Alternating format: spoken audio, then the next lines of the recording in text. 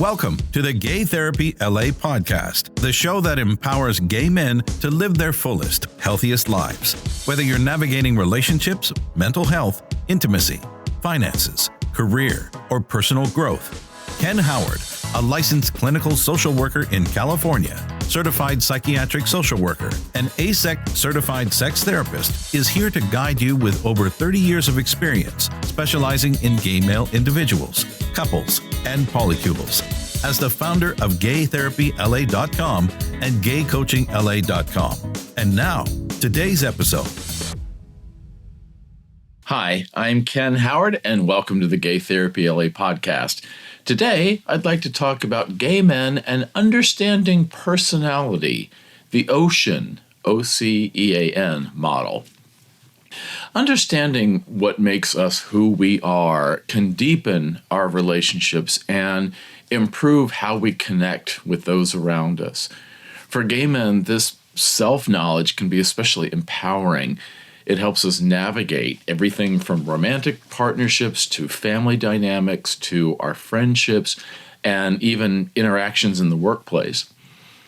In psychology, one of the most respected frameworks for understanding personality among many is the OCEAN model, also known as the Big Five personality traits. So unlike kind of pop culture approaches like zodiac signs or even the Myers-Briggs type indicator, the OCEAN model is backed by decades of scientific research. Some of this I got from Scientific American magazine. By learning about these five traits, and the OCEAN stands for Openness, Conscientiousness, Extraversion, Agreeableness, and Neuroticism. I'll repeat those. The OCEAN model is openness, conscientiousness, extroversion, agreeableness, and neuroticism. So in this way, gay men can better understand themselves and the people in their lives. And this awareness can enhance empathy, it can improve communication, and it can help us gently persuade or connect with others in really authentic ways, but not to manipulate. Let's talk about personality and relationships and some of the insights from the world of theory and academic writing. So why do we focus on personality at all? It's because our personality shapes how we relate to the world and to each other. So we all know about mental health disorders, things like clinical depression or bipolar disorder or obsessive compulsive disorder or attention deficit hyperactivity disorder or PTSD or schizophrenia. You know, those are psychiatric disorders of the primary types. And then, there are the personality disorders like the narcissist or the borderline or the histrionic. We won't really get into personality disorders right now. There are other podcast episodes about that and blog articles that I've written about that, especially personality disorders in the workplace. If you're interested, you can search on personality disorders in the workplace. But back to this about personality theory. So the classic theorists, psychologists and authors like Harry Stack Sullivan in 1953 taught that personality is deeply formed through interpersonal relationships. We become who we are in connection to those around us. It's a little bit like when I was teaching at USC in the Graduate School of Social Work, the person in environment theory. The person influences their environment, and their environment influences the person. It's a two-way interaction. Similarly, the classic psychoanalyst Otto Kernberg emphasized that enduring personality structures influence how we experience emotions and intimacy throughout life. And the thing about personality disorders, okay, I said we weren't going to talk about that, but now I am again, is that personality disorders are consistent throughout life. They form early in life, and they really last throughout the lifespan, which makes them very difficult to treat. But it's this idea of the personality structure that is built during a child's formative years, and then it carries on. and in more than one setting, not just at home or at work or with friends, but across all settings the person finds themselves in, the personality structure remains basically the same. So, in other words, personality just isn't some abstract label. It's the consistent patterns in how we think and feel and behave with others. So for gay men, understanding these patterns can be really liberating. It helps explain why you might clash with a coworker who seems too rigid, or why your boyfriend thrives at big parties while you prefer a quiet night at home. Instead of seeing these differences as personal affronts, we can start to see them as different personality styles, each with its own strengths and challenges. Importantly, knowing about personality traits encourages empathy. When we realize, for example, that a friend's sensitive reactions come from high neuroticism, the N in ocean, meaning that he feels emotions intensely, we can respond with patience instead of frustration. When we notice a parent's skepticism about new ideas is tied to low openness, the O in ocean, we can approach them in a gentler way and introduce the idea of something new more gently. So this perspective turns conflicts into opportunities for understanding each other. And as research in psychology shows, the more we appreciate personality differences, the better we become at navigating relationships with different kinds of people effectively. Now let's look at more the ocean model and the 5 key traits. So modern psychology converges on 5 fundamental differences or dimensions of personality, often remembered by that acronym of OCEAN, or the Big Five. And unlike these one-size-fits-all type systems, the Big Five traits describe spectrums or spectra that each person falls on. So everyone has each trait of the Big Five to some degree, from low to high. So let's talk about the 5 ocean traits and what they might mean for gay men seeking insight into themselves and each other. So number 1, and the O in ocean, like we said, is openness to experience. How curious or imaginative and open to new ideas you are. A gay man high in openness might love trying new foods or traveling to exotic places or exploring avant-garde art or fashion. He is adaptable and he embraces change. Someone lower in openness prefers familiarity and tradition. He might value routines or stick to tried and true experiences. And neither is inherently better, but understanding this trait can help prevent misunderstandings. For example, if your boyfriend isn't as excited about a spontaneous adventure, it might be his low openness factor rather than a lack of interest in you. Number 2, in ocean, conscientiousness. How organized, responsible, and goal-oriented you are. High conscientiousness individuals are dependable. They show up on time, they pay attention to details, and they plan ahead. Maybe they have a high credit score. Now, too much of this, you might think of OCD, right? Or the obsessive compulsive personality disorder, if you take it, really to an extreme. Or they might be overly moralistic in some way. So if your gay coworker is the type who color codes his calendar and always remember everyone's birthday, he's likely high in conscientiousness. On the other hand, someone lower on this trait might be more laid back and spontaneous and comfortable with a bit of chaos and spontaneity. He might procrastinate or lose track of time, not because he doesn't care or because he's lazy, but because his mind isn't wired to a rigid structure. Now that sounds more like ADD, right? If you take that to an extreme. So knowing this can foster patience on both sides of a relationship.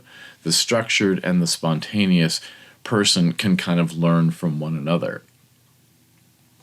3 is extraversion. How outgoing and energetic you are, especially socially. Gay men who are high in extroversion tend to be talkative and assertive and draw energy from being around people. We all probably know people like that.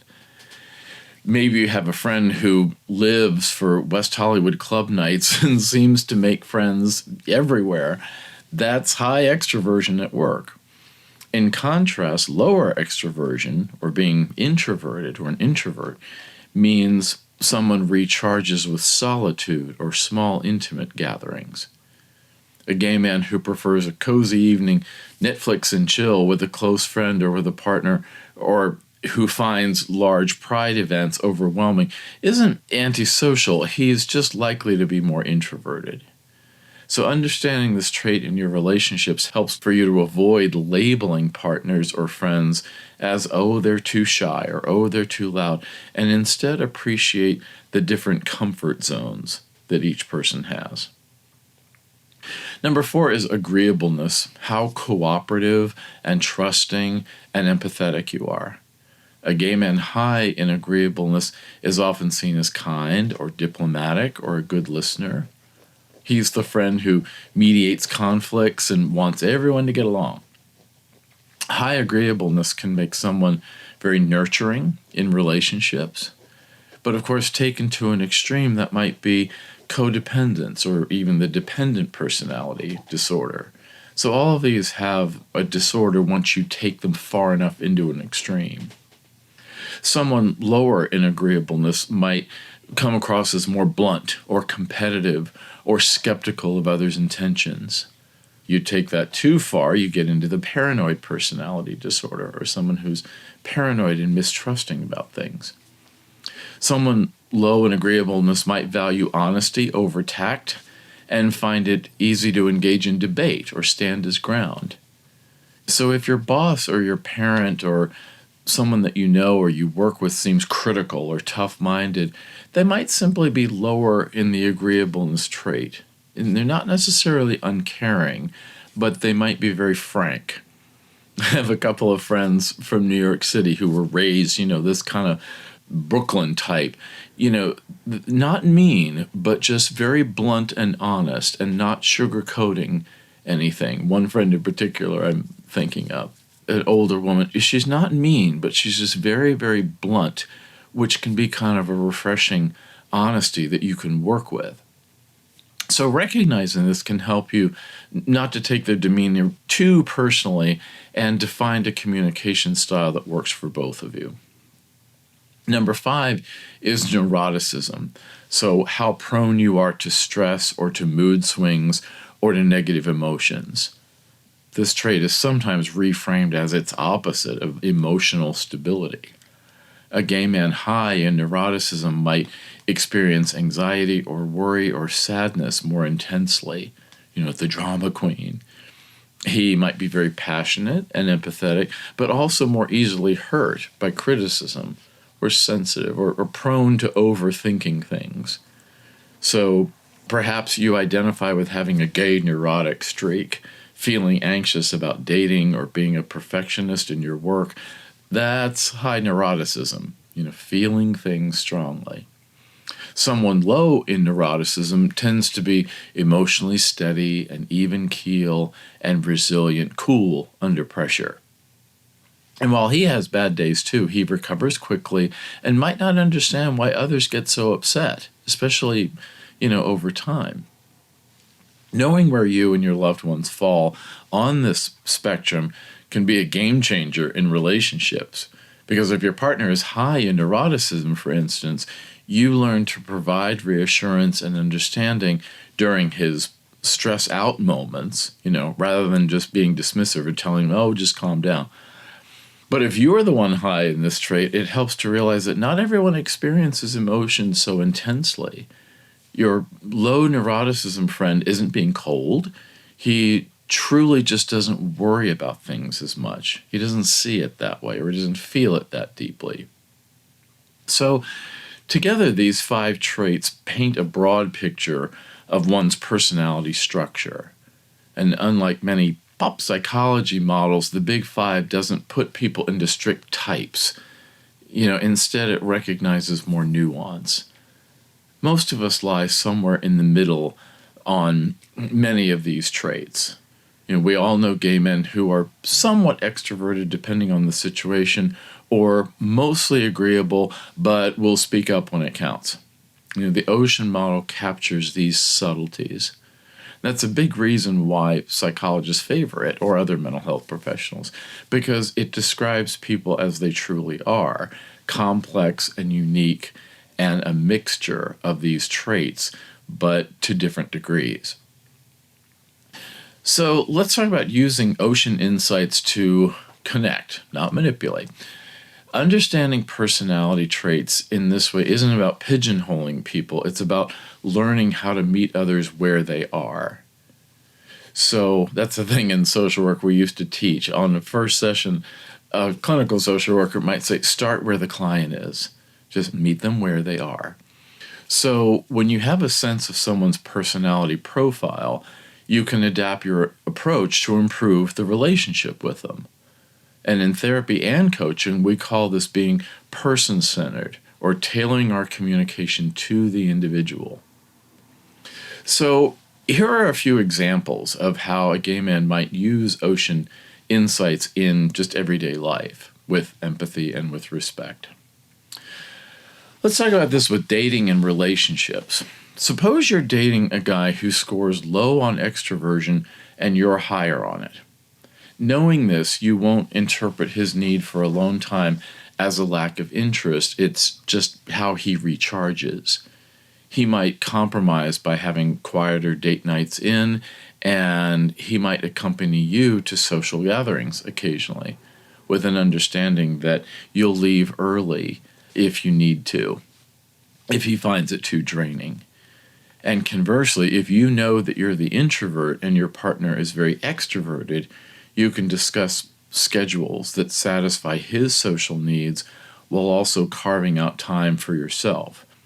And when I do couples therapy or relationship therapy, if it's a polycule, I'll sometimes talk about the expenditure of resources. Relationship partners need to kind of talk about how do they spend their time in fair ways, along with things like money or space or efforts.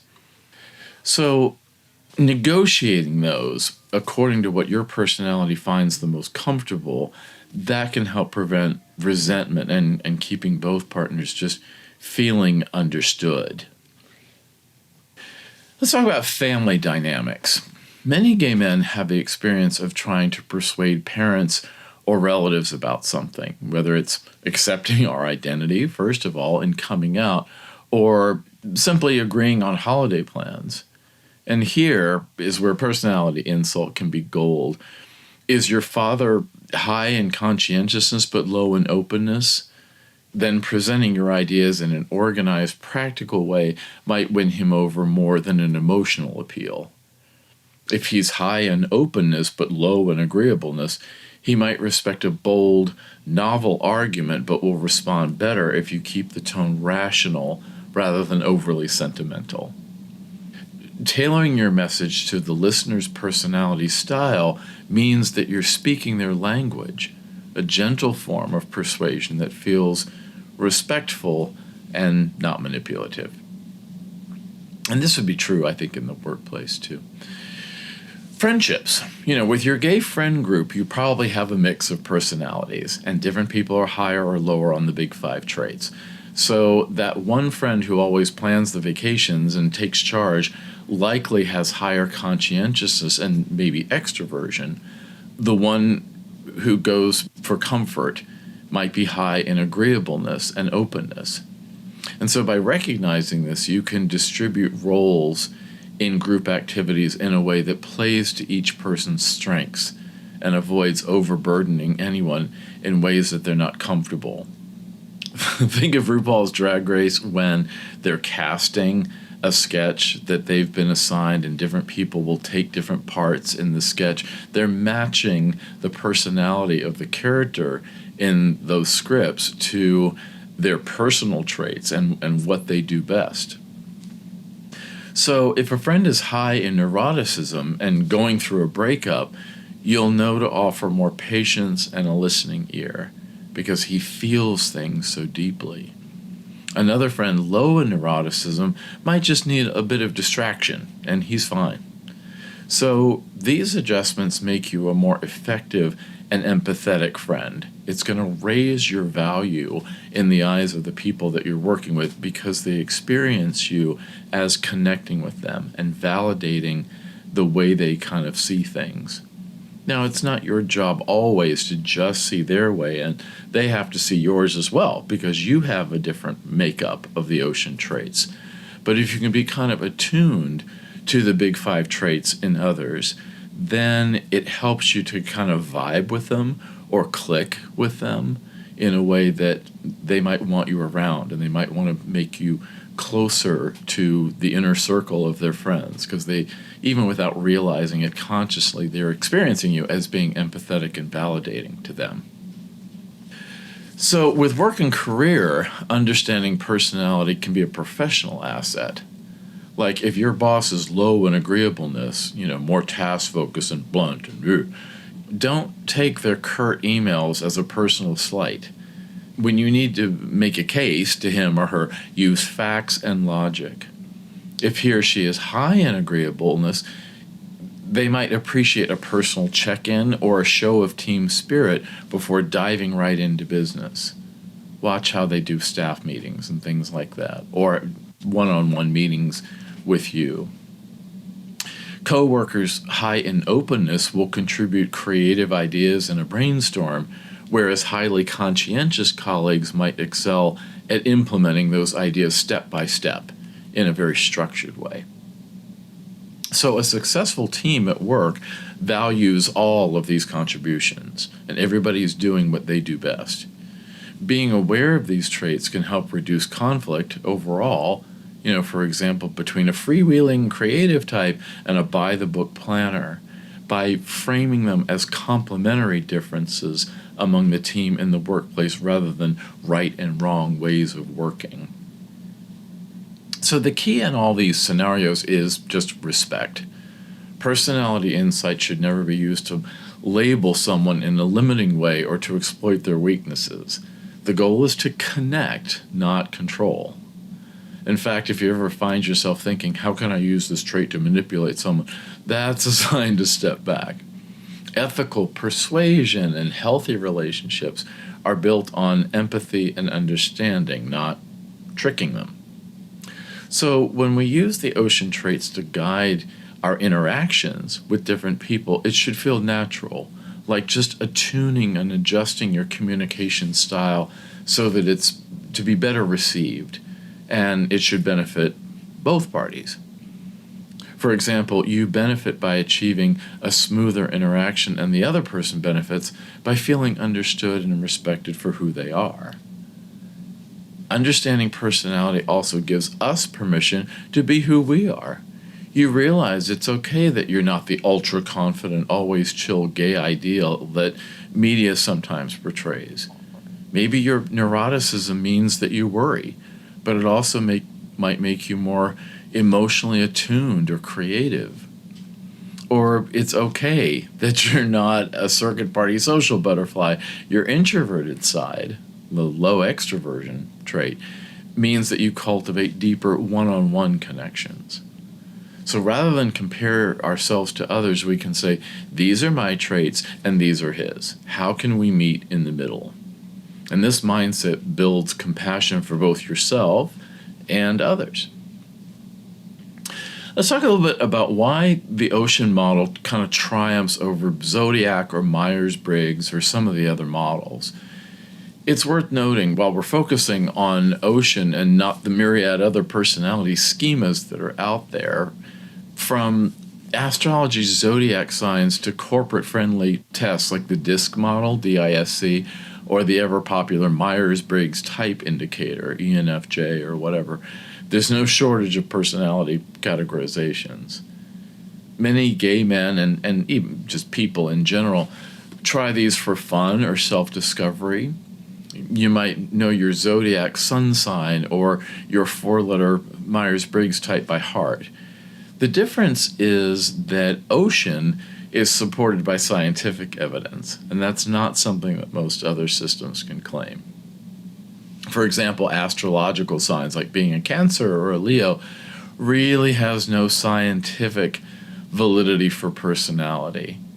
A lot of people get benefit out of it, but I think it's kind of fun and maybe more projective. You're interpreting meaning based on what it's saying to you. But research finds that horoscope sign predicts virtually nothing about your real traits or life outcomes. That's what Scientific American magazine found. I mean, it can be fun, but it's about as useful as a fortune cookie. So the Myers-Briggs, while a little bit more formal, also has some serious limitations that don't get talked about very much. Psychological studies have shown that the Myers-Briggs categories don't really capture the full picture. It leaves out neuroticism entirely, and it forces people into binary either-or types, which often isn't very predictive of success or happiness. One recent analysis even found that Myers-Briggs results were only about half as accurate as Big Five traits in predicting life outcomes, putting Myers-Briggs halfway between science and astrology in terms of usefulness, Scientific American said. In other words, Myers-Briggs type indicator might be better than star signs, but it still falls short of what the Big Five Ocean model offers in terms of real insights. The DISC model, DISC, and there are consultants in the workplace who provide this. They'll visit a company or a team and they'll apply the DISC questionnaire and discuss who's what, who's a D and who's an I. And those stand for dominant, influencing, steady, or conscientious. Lots of people want to be the D, they want to be the dominant, because they see that as more flattering. It's like being a top versus a bottom. I've seen that years ago when I worked in this very, very dysfunctional nonprofit. We did the DISC model, and it was kind of a joke because it was such a miserable place to live with this very borderline personality disorder boss. But everybody wanted to be a D. So under better circumstances, the DISC model would be used in workplaces to improve communication among the team members. It has some practical utility, sure, but it's not as broadly validated by research as Ocean is. DISC focuses on behavioral styles at work, but it doesn't encompass the full range of personality, and it isn't as heavily backed by peer-reviewed psychological studies. It's a bit like comparing a simple 4-color palette to a full spectrum of color. The Big Five model offers a richer and more nuanced portrait of someone's personality. So, Big Five has actually been called one of the major breakthroughs in behavioral science because it's been replicated across different cultures of the world and even in different languages. So mental health professionals rely on it because it consistently shows up in research as a reliable structure for understanding how people differ in their personalities. So another advantage of Ocean is that it describes continuous dimensions rather than putting people into strict boxes. Human personalities are just far too rich to divide into just 12 zodiac signs or to 16 Myers-Briggs types. The Big Five recognizes all these shades of gray. You can be mostly an extrovert but still occasionally introverted in certain moods. Or you can be highly open in your fashion and music tastes, yet be a bit traditional about other aspects of life. And this flexibility reflects reality and allows us to change and grow. Personality traits are relatively stable across the lifespan, but they can evolve subtly over time or be expressed differently as we mature. The Big Five model accounts for that by providing a framework that's descriptive, not prescriptive. It doesn't tell you who you are destined to be. It helps you understand where you are now on these key traits so that you can leverage your strengths and work on the areas that might be holding you back. So the Ocean model is respected because it's just useful. Therapists like myself use it to quickly get a sense of a client's personality profile, which can guide how we approach their treatment. Coaches use it to tailor personal development plans to a client's disposition. And employers use the Big Five assessments in hiring and team building with, caution and ethics because it can predict things like job performance and team compatibility. The academic support for the Ocean model is substantial. It's been validated by statistics and linked to biological and genetic factors and shown correlations with important life outcomes, from relationship satisfaction to mental health. So, Ocean gives us a language to discuss personality that is grounded in reality and in science. By contrast, models like the Myers-Briggs or the DISC, while popular, have a lighter evidence base and can sometimes offer flattering but kind of vague insights. Do you ever notice how reading your zodiac or your horoscope and some Myers-Briggs descriptions are so broad that they could fit almost anyone? The Big Five might tell you things you don't want to hear. For example, scoring high in neuroticism might not feel flattering, but those honest insights can be a starting point for your growth.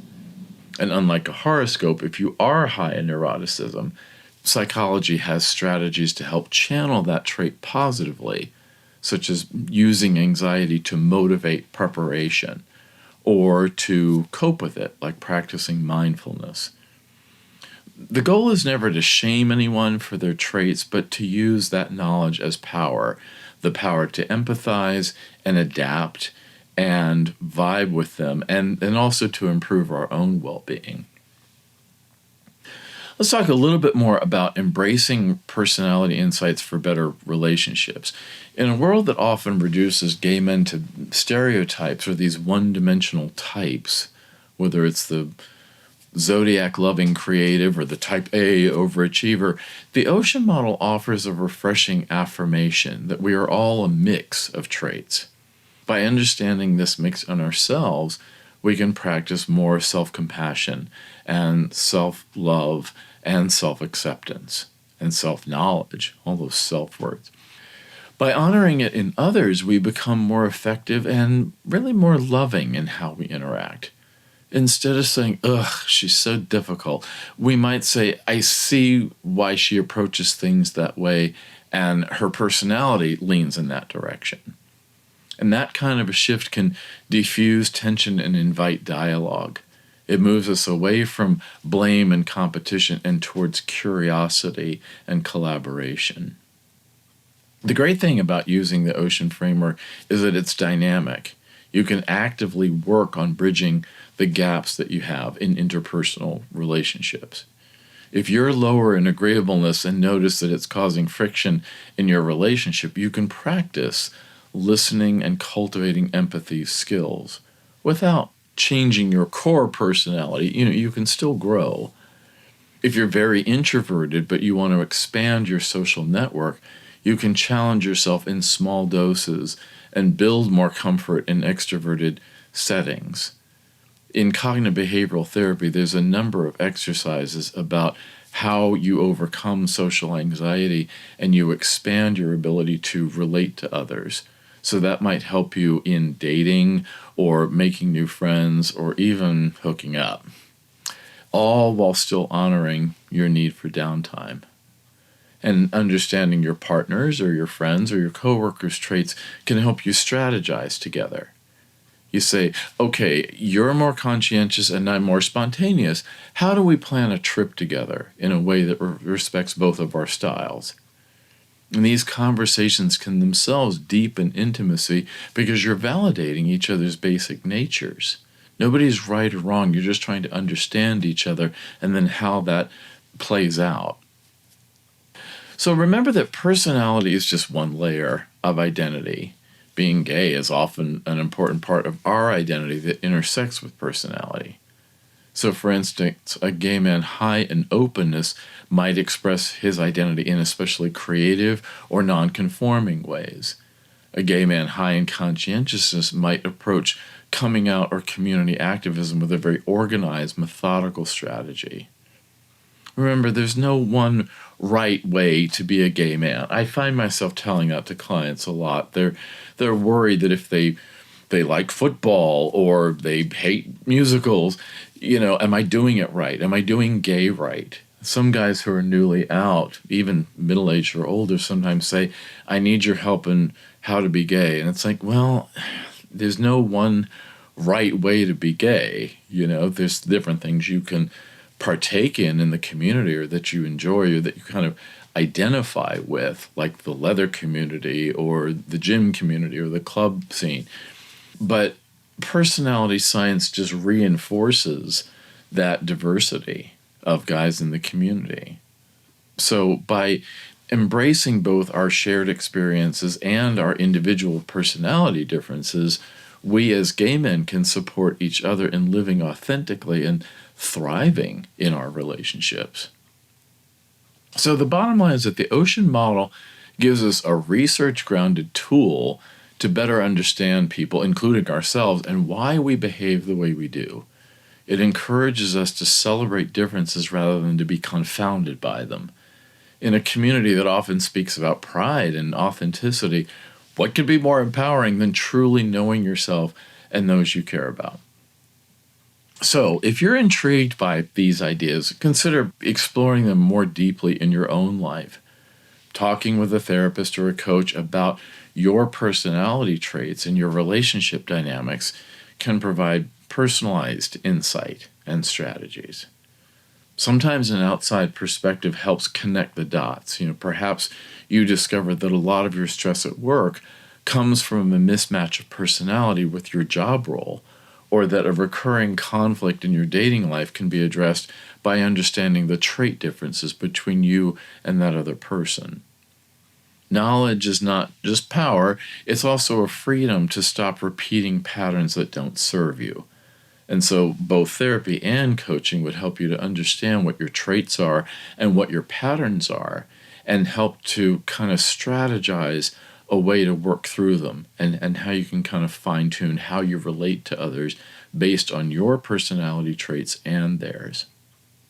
You don't have to navigate this alone. If you want support in applying all of this to either your personal or your professional life, consider reaching out to me for therapy if you're in California and you're eligible for clinical therapy, or coaching, and that's worldwide. So you can call or text me, 310-339-5778. That's 310-339-5778. Or email ken@gaytherapyla.com. It's the therapy one, and ken@gaycoachingla.com.